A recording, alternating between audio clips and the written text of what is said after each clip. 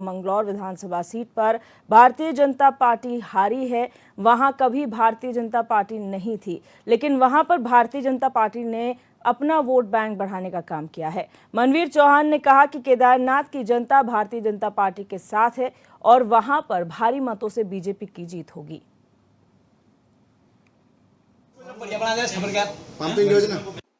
Bharatiya Janata party के जो प्रत्याशी चयन को लेकर जो बैठ होता है वो हमारा केंद्रीय पार्लियामेंट्री बोर्ड तय करता है।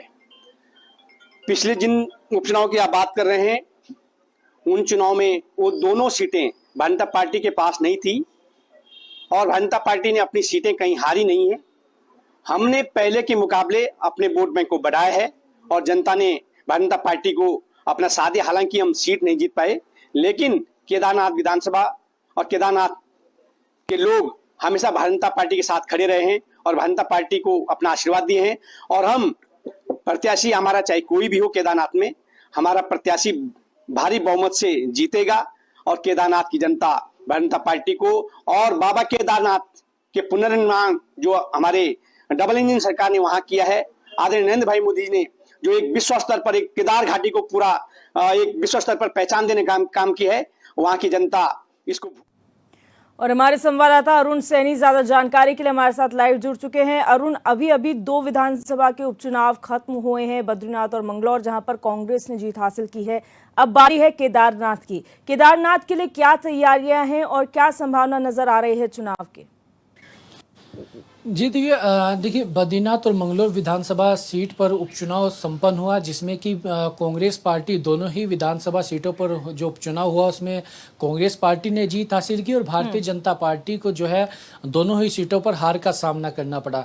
हालांकि मंगलौर सीट को भारतीय जनता पार्टी जो है अभी तक नहीं जीत पाई और मंगलौर विधानसभा सीट जो कि भारतीय जनता पार्टी तीसरे स्थान पर वहां पर रहती थी वो दूसरे स्थान पर आने में जरूर कामयाब रही। लेकिन बद्रीनाथ विधानसभा सीट की अगर बात की जाए तो काफी बड़े मार्जिन से जो है भारतीय जनता पार्टी हारी है और कई 5000 से अधिक के मतों से भारतीय जनता पार्टी जो है वहां से बद्रीनाथ सीट को हारी है।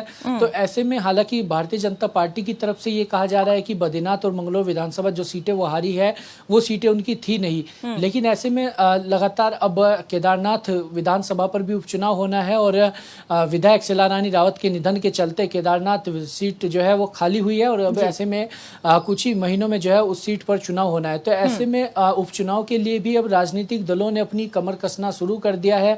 ऐसे में केदारनाथ को लेकर अगर बात की जाए तो जिस तरीके से देखा जा रहा है कि दोनों ही दल, चाहे भारतीय जनता पार्टी हो या कांग्रेस, दोनों ही दलों का फोकस पूरा केदारनाथ पर इस वक्त लगा हुआ है। एक तरफ कांग्रेस पार्टी की जो है पदयात्रा निकल रही है, हालांकि ये राजनीतिक पदयात्रा कांग्रेस पार्टी की नहीं है। कांग्रेस पार्टी का यह कहना है कि जो है ये राजनीति से जुड़ी हुई यात्रा नहीं, केदारनाथ प्रतिष्ठा रक्षा यात्रा इसका नाम दिया गया है। और जिस तरीके से सोने चोरी की बात कांग्रेस पार्टी कर रही है, तमाम ऐसे मुद्दे लेकर इस यात्रा को निकाल रही है, तो वहीं भारतीय जनता पार्टी की तरफ से भी जो है लगातार केदारनाथ के मुद्दे को लेकर तमाम जो है बातें की जा रही है। मुख्यमंत्री पुष्कर सिंह धामी ने कल वहां पर स्थलीय निरीक्षण भी किया और जो पुनर्निर्माण कार्य चल रहे हैं उसका निरीक्षण भी मुख्यमंत्री पुष्कर सिंह धामी ने किया। हालांकि ये चुनाव से अलग चीज है, लेकिन केदारनाथ सीट को लेकर दोनों ही दलों का जो है पूरा फोकस बना हुआ है। भारतीय जनता पार्टी केदारनाथ विधानसभा सीट को जीतने का दावा कर रही है, लेकिन ऐसे में कांग्रेस पार्टी भी ये कहना है कि जिस तरीके से पहले अयोध्या भारतीय जनता पार्टी हारी, उसके बाद बद्रीनाथ विधानसभा का उपचुनाव हारी और इसी तरीके से जो है केदारनाथ का जो विधानसभा उपचुनाव होने वाला है उसमें भारतीय जनता पार्टी को कांग्रेस पार्टी हराने की बात कर रही है। हालांकि केदारनाथ के विधानसभा उपचुनाव में अगर बात की जाए तो सबसे बड़ा जो अभी दिल्ली के बुराड़ी में केदारनाथ का प्रतीकात्मक मंदिर जो है बन रहा है और ऐसे में पहले उसे केदारनाथ धाम का नाम दिया गया, जिस पर पूरा विवाद उत्पन्न हुआ और कांग्रेस पार्टी जो है लगातार इसको उठाने का काम कर रही है और ऐसे में तीर्थ पुरोहितों ने भी इसका जो है खंडन किया। तो उसके बाद जो है ट्रस्ट से और जो मंदिर बन रहा है उससे धाम शब्द को हटाने की जो है वो निर्णय लिया गया और मुख्यमंत्री पुष्कर सिंह धामी ने भी कैबिनेट बैठक बुलाई और उसमें कानून लाने की बात उन्होंने की। कानून भी लाया गया तो ऐसे में लेकिन उस कानून का क्या कुछ मसौदा होगा, ये भी अभी देखने वाली बात होगी। लेकिन केदारनाथ को लेकर दोनों ही दलों में जो है लगातार जुबानी जंग भी तेज हो रही है और दोनों ही दल अपनी अपनी तैयारियों में भी जुटे हुए हैं और ऐसे में दोनों ही दल केदारनाथ विधानसभा सीट को जो है जीतने का दावा भी कर रहे हैं। अच्छा, ये जो पूरा प्रकरण सामने आया था, केदारनाथ मंदिर का जो प्रतीकात्मक स्वरूप दिल्ली में बनाया जा रहा है, उसको लेकर पूरा विरोध था, जिसमें पंडा पुरोहित भी चारों धामों के शामिल हो गए थे। हालांकि मुख्यमंत्री के आश्वासन के बाद उन्होंने अपना प्रदर्शन जो है स्थगित कर दिया था। इस पूरी यात्रा को कांग्रेस की साधु संतों का किस तरीके से समर्थन मिल रहा है और इसका असर जनता पे किस तरह से पड़ने वाला है?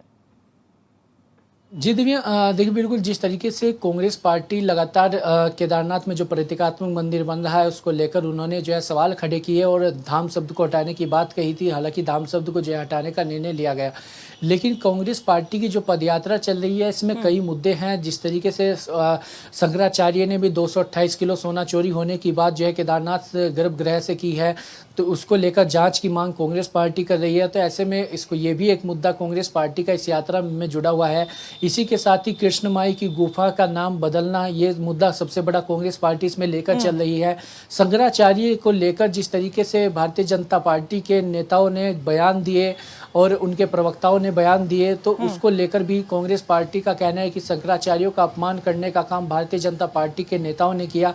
इसको लेकर भी वो इस यात्रा में चल रहे हैं। इसी के साथ साथ गर्भगृह में फोटो खिंचाना और वीडियो बनाना मना है, लेकिन उसके बावजूद प्रधानमंत्री गर्भगृह में गए और वहां से उनके फोटो सामने आते हैं, तो उसको लेकर भी जो है किस तरीके से कार्रवाई बीकेटीसी के द्वारा की गई, इसको लेकर भी कांग्रेस पार्टी, तो ये तमाम ऐसे मुद्दे जो कांग्रेस पार्टी अपनी इस यात्रा में लेकर चल रही है। और कांग्रेस पार्टी के तमाम पदाधिकारी जो है इस यात्रा को कर रहे हैं। हरिद्वार से यात्रा शुरू हो चुकी है, कल यात्रा शुरू हुई और अब केदारनाथ तक ये यात्रा जाएगी और पदयात्रा ये कांग्रेस पार्टी की है। और ऐसे में कांग्रेस, हालांकि भारतीय जनता पार्टी का कहना है कि कांग्रेस पार्टी के हाथ में उपचुनाव को लेकर राजनीति करना चाह रही है और राजनीति के यात्रा कांग्रेस पार्टी की भारतीय जनता पार्टी से करार दे रही है। हालांकि कांग्रेस पार्टी का कहना है कि इसे राजनीति से ना जोड़ा जाए, ये सनातन धर्म को बचाने की लड़ाई है।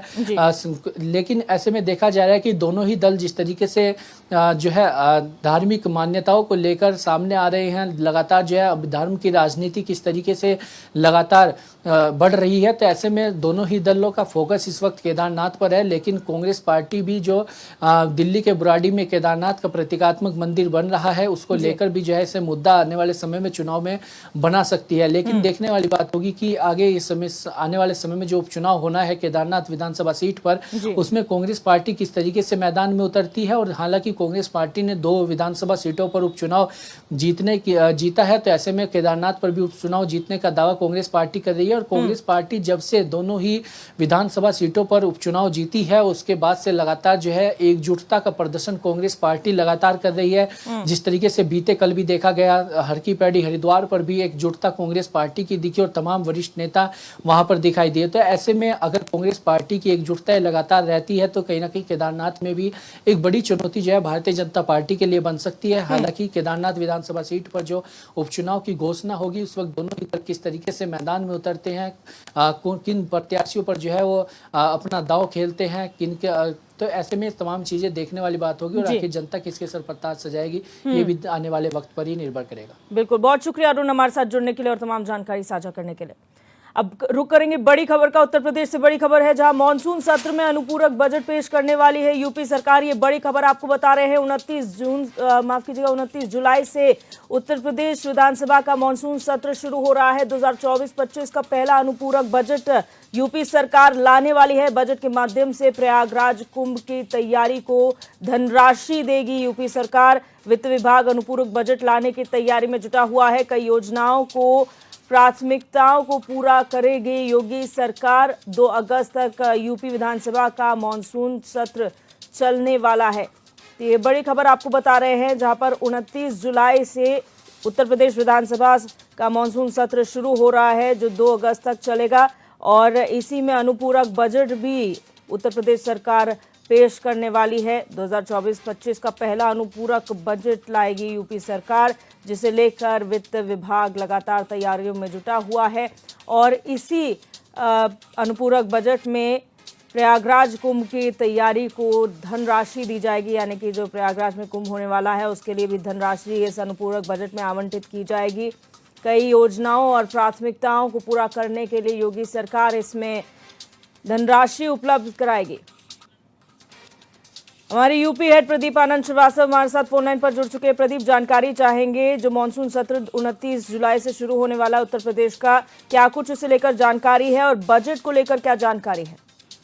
देखिए दिव्यदर्शिनी, निश्चित रूप से उत्तर प्रदेश से एक चुनाव के पहले जो उपचुनाव होने वाले हैं उसके पहले शुरू होने वाले यूपी सरकार के विधानसभा के मानसून सत्र का जो एक फॉर्मूला तय किया गया है वो योगी सरकार उपचुनाव पे विशेष फोकस करते हुए इस अनुपूरक बजट को पेश करने जा रही है। वो जिसका उपयोग जो है चुनाव में लिया जा सके, जिसका लाभ चुनाव में मिल सके। और कहीं ना कहीं से ये जो सत्र शुरू हो रहा है ये 29 तारीख से शुरू हो रहा है। सत्र में प्रदेश सरकार 2024 और 25 का जो पहला अनुपूरक बजट है वो पेश करेगी और इस अनुपूरक बजट के माध्यम से प्रदेश सरकार प्रयागराज की जो कुंभ की तैयारी है उसके लिए धनराशि का आवंटन करेगी। इसके अलावा कुछ जो मेट्रो की पॉलिसी है उस पर जो है धन आवंटन होंगे। सबसे बड़ी बात है कि उत्तर प्रदेश में रोजगार के लिए क्या कुछ नए सृजन के आयाम हो सकते हैं। स्किल डेवलपमेंट योजना को और बढ़ावा देने के लिए कुछ उद्योग धंधे ऐसे हैं सूक्ष्म और लघु जिसमें इंफ्रास्ट्रक्चर को कितना और बेहतर बना सकते हैं, इसके लिए कुछ धन आवंटन। और सबसे बड़ी बात है कि उत्तर प्रदेश में जो बहनें हैं, जो बेटियां हैं, उनके लिए भी कुछ अनुपूरक बजट में प्रस्ताव पास किए गए हैं जो अनुपूरक बजट में प्रदेश की जनता के सामने उत्तर प्रदेश की योगी सरकार रखेगी।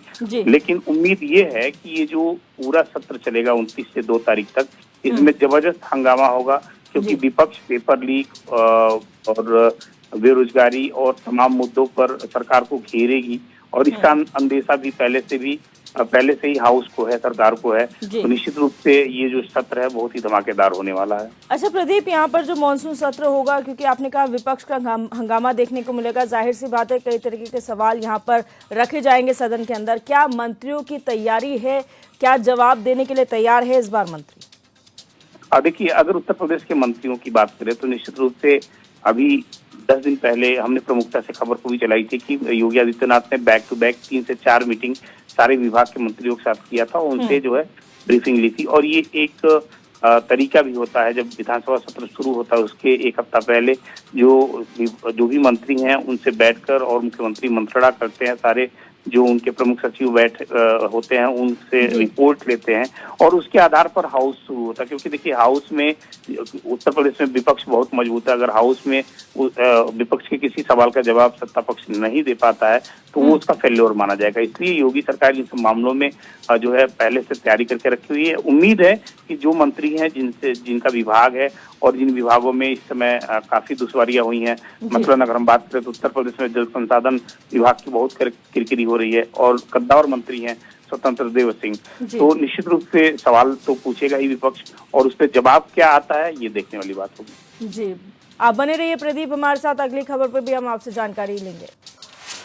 और अब रुक करेंगे एक और बड़ी खबर की लखनऊ से, जहां पर ठेले खूंचों पर लगाए गए हैं प्रस्तावना की फोटो। ये बड़ी खबर आपको बता रहे हैं, कांग्रेस अल्पसंख्यक चेयरमैन ने फोटो लगवाई है। सुप्रीम कोर्ट के अगले आदेश तक नाम लिखने पर रोक लगाई गई है। योगी सरकार के आदेश पर सुप्रीम कोर्ट ने 26 जुलाई तक रोक लगाई है, क्योंकि 26 जुलाई को सुप्रीम कोर्ट में अगली सुनवाई होगी और इसी को लेकर जो कांग्रेस अल्पसंख्यक के चेयरमैन हैं उन्होंने प्रस्तावना की फोटो ठेले खूंचों पर लगा दी है, जिससे सभी को जागरूक किया जा सके कि सुप्रीम कोर्ट का फैसला क्या है।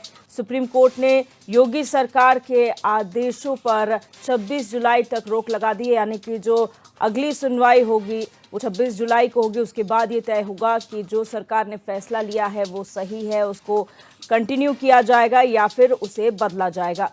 और प्रदीप आनंद श्रीवास्तव हमारे यूपी हेड हमारे साथ बने हुए हैं। प्रदीप, जानकारी चाहेंगे, कांग्रेस अल्पसंख्यक चेयरमैन जो यहाँ पर लगा रहे हैं प्रस्तावना की फोटो, वजह क्या सामने आ रही है? देखिए दिव्यदर्शिनी, जिस तरह से उत्तर प्रदेश में कांवड़ यात्रा को लेकर सरकार ने ये महत्वपूर्ण कदम उठाए थे, उसका एक सबसे बड़ा जो विजन था वो ये था कि तमाम ऐसे जगह थे जहां पर जो सनातन धर्म से जुड़े हुए लोग हैं, कांवड़ लेके जाते थे, उनकी शिकायत थी। कई बार कई ऐसे जगहों पर शिकायत की गई थी कि हमको यहाँ पर दूषित भोजन मिलता है। इसको लेकर उत्तर प्रदेश सरकार ने एक जो है आदेश पारित किया था और उसके अनुसार दुकानदारों को अपना नाम और ये सब बताने की आवश्यकता आई थी। इसको लेकर विपक्ष ने काफी जो है हो हल्ला मचाया था, PIL दाखिल हुई और उसके बाद अब सुनवाई जो है, पहली सुनवाई हो चुकी है, दूसरी सुनवाई होनी है। अब इसी क्रम में कांग्रेस पार्टी ने लखनऊ के दुकानदारों को कल जो है जागृत किया है और उनको बताया है कि हम आपके साथ खड़े हैं, आप अपने आप के अंदर हीन भावना मत आने दीजिए। तो कांग्रेस एक तरह से इस मामले में पूरी तरह से खुलकर राजनीति कर रही है, खुलकर जो है सत्ता पक्ष के सामने आ चुकी है। और कांग्रेस ने पहले दिन से ही इस मुद्दे को, रणदीप सुरजेवाला ने पहले दिन ही इस मुद्दे को बड़े स्तर पर उछाला था। फिर उसके बाद उत्तर प्रदेश कांग्रेस की बात करें तो उत्तर प्रदेश के जो प्रवक्ता हैं सचिन रावत, अंशु अवस्थी, इन दोनों लोगों ने बहुत ही कड़ी प्रतिक्रिया जाहिर की थी। वहीं समाजवादी पार्टी ने भी लंबी चौड़ी प्रतिक्रिया जाहिर की थी। तो कहीं ना कहीं से विपक्ष का जो विरोध है वो अभी भी बना हुआ है। इंतजार है 26 तारीख का। 26 तारीख को क्या फैसला आता है, इसके हक में फैसला आता है, ये देखने वाली बात होगी। अच्छा प्रदीप, अब क्या जरूरत आन पड़ी प्रस्तावना की, क्योंकि 26 जुलाई यानी कल ही फैसला जो है, अगली सुनवाई आएगी, उसके बाद पता चलेगा। क्या इससे डिस्टर्बेंस क्रिएट नहीं होगा, क्योंकि दुकानदार इस बात को जानते हैं कि सुप्रीम कोर्ट का क्या फैसला है, उनको जागरूक करने की जरूरत नहीं है? देखिए, मैंने आपको बताया कि उत्तर प्रदेश में कांग्रेस अस्तित्व अपना ढूंढने में लगी हुई है।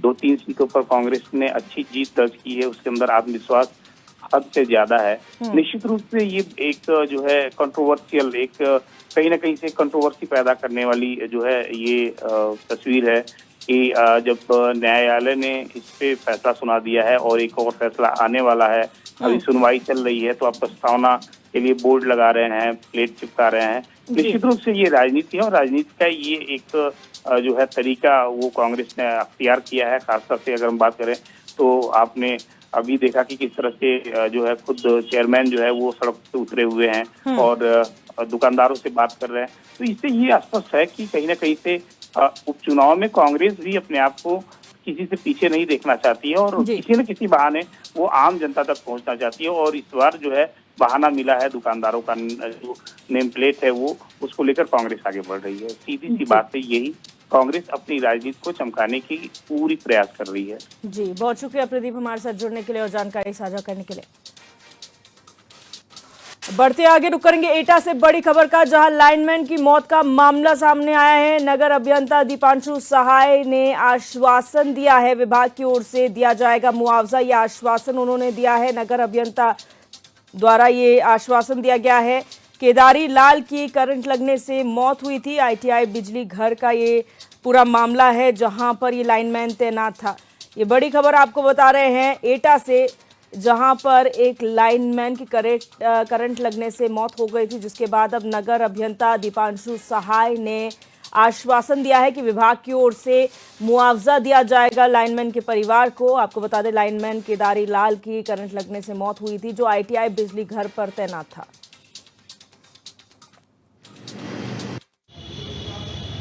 आज सुबह 4 बजे बिजली घर पे फॉल्ट आने से फिटर बंद हुआ।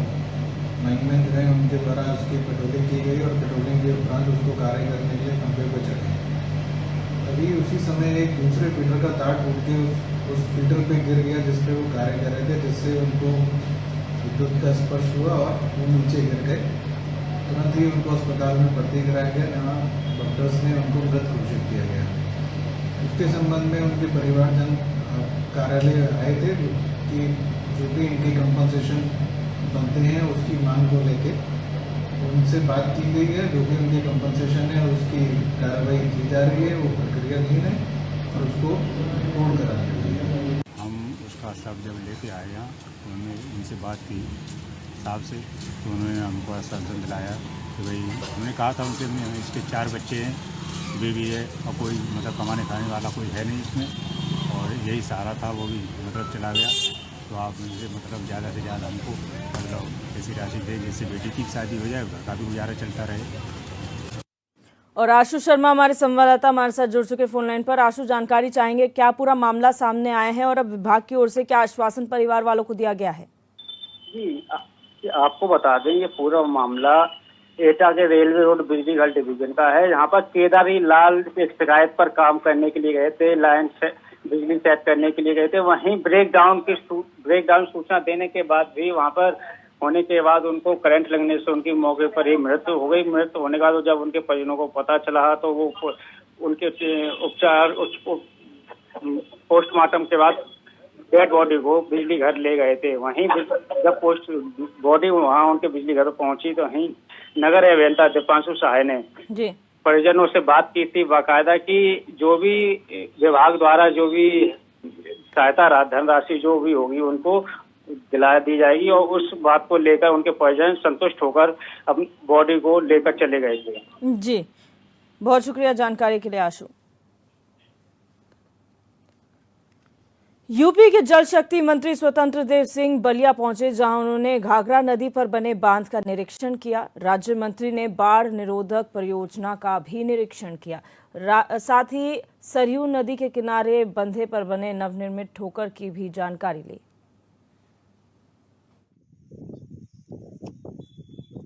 जब भी खेती बाड़ी का समय आता है तो वरुण देवता से ईश्वर से भी प्रार्थना करते हैं कि प्रभु बारिश ऐसा कर किसी प्रकार का नुकसान न हो और हमारा खेत उपजाऊ हो, हमारे सिंचाई का साधन हो। और इसी तरह बाढ़ के समय में मैया से भी प्रार्थना होता है, सरयू गंगा मैया से घाघरा जहाँ भी जाइए वहाँ कोशिश करता हूँ, अधिकारियों से भी मैं भी स्वयं आग्रह किया हूँ कि जनता जनार्दन और साथ में लेकर सभी माई से प्रार्थना करें कि आप आवें और सीधे निकल जाएं, किसी प्रकार का कटान भी हो, नुकसान भी न हो, सीधे निकल जाएं, न जन हानि हो न धन हानि। अब रुक करेंगे मुरादाबाद से खबर का, जहां कुंदरकी नगर के डिंगरपुर संभल की हालत लगभग 10 साल से खराब पड़ी हुई है। वहां से गुजरने वाले वाहन और लोग अक्सर दुर्घटना का शिकार हो जाते हैं। लोगों की परेशानी दिनों दिन बढ़ती चली जा रही है। बरसात का पानी मार्ग में भर जाने के कारण दिक्कत और भी बढ़ गई है। वहां से गुजरने वाले लोगों का कहना है कि वो इस समस्या को ऐसे ही बरसों से झेल रहे हैं। इस मार्ग से दर्जनों गांव जुड़े हुए हैं। यही मार्ग संभल, मुरादाबाद और आगरा नेशनल हाईवे मार्ग से जुड़ा हुआ है।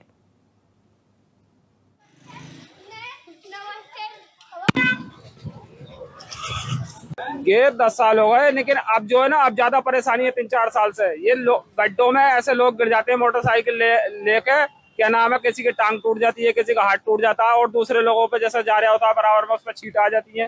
कम से कम निकलने का तो रास्ता सही होना चाहिए। ये 9 किलोमीटर का रास्ता बहुत ही ज्यादा खराब है। अवेरा सवेरा में तो लोग निकलते ही ना। गांव देहातों के लोग बहुत परेशान है। अवेरा सवेरा जाते हैं लोग, मुरादाबाद से काम करके आते हैं मजदूर पार्टी, वो नहीं निकल पाते रात में। अरे रास्ता ही बहुत खराब, परेशानी जाए। इधर के मरीज अगर केस आता है तो बहुत दिक्कत होती है। कब से खराब है? ये तो बहुत दिन से जमाने हो गए, जब से मेरी यहाँ ज्वाइनिंग हुई जब से खराब ही है ये रास्ता। लोग क्या दिक्कत होती है? लोगों को जैसे हम ही मरीज लेके आते हैं, कभी कभी मरीज इसके चलते जो है डिलीवरी गाड़ी नहीं हो जाती है गड्ढों की वजह से। हम सोचते हैं जैसे हॉस्पिटल पहुँच जाए तो ज्यादा बेस्ट।